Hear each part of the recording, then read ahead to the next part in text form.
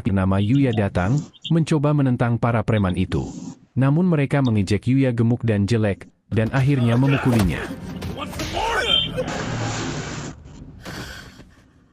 Tak lama, polisi tiba dan para preman melarikan diri. Gadis itu mengucapkan terima kasih pada Yuya atas bantuannya. Tetapi Yuya mengatakan dia baik-baik saja dan mulai pergi. Yuya kemudian mengingat kembali bahwa ia diajarkan oleh kakeknya untuk selalu bersikap baik dan membantu orang-orang yang membutuhkan. Saat ia pulang, terlihat rumahnya dipenuhi coretan yang mengejeknya dengan sebutan-sebutan kasar. Sejak Yuya masih kecil, dia selalu dibuli oleh semua orang. Bahkan orang tuanya sendiri memperlakukannya dengan buruk karena saudara-saudaranya memiliki fisik yang cantik, sedangkan dia jelek. Dan ketika ia masuk SMP, keadaan semakin buruk karena ia sering dipukuli murid lain di sekolah.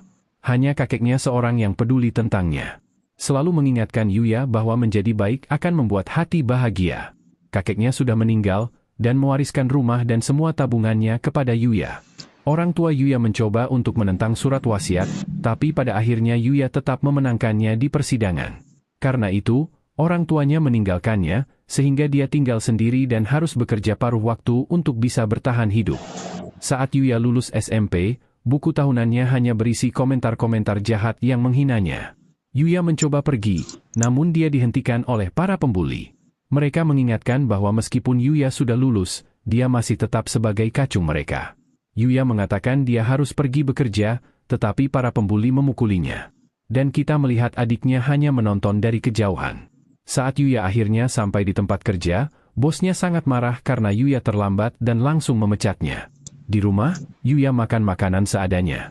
Dan saat dia melihat dirinya di cermin, dia mengamuk dan memecahkan kaca. Marah karena keadaannya tidak berubah bahkan setelah dia lulus. Dia meninju tembok. Namun tiba-tiba sebuah ruangan tersembunyi mulai terbuka.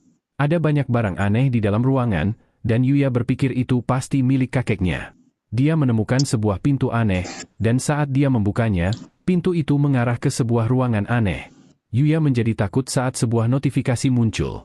Saat Yuya membacanya, dia mengetahui bahwa pintu itu terhubung ke dunia lain. Notifikasi itu memberitahu tentang sistem yang bisa dia gunakan.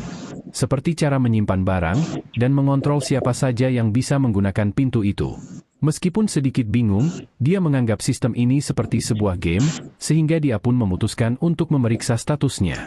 Tetapi saat dia melihatnya, dia kecewa karena semua statistiknya sangat rendah. Dia melihat sekeliling ruangan. Dan saat dia membuka jendela, dia melihat bahwa tempat itu benar-benar berada di dunia lain. Dia kemudian menemukan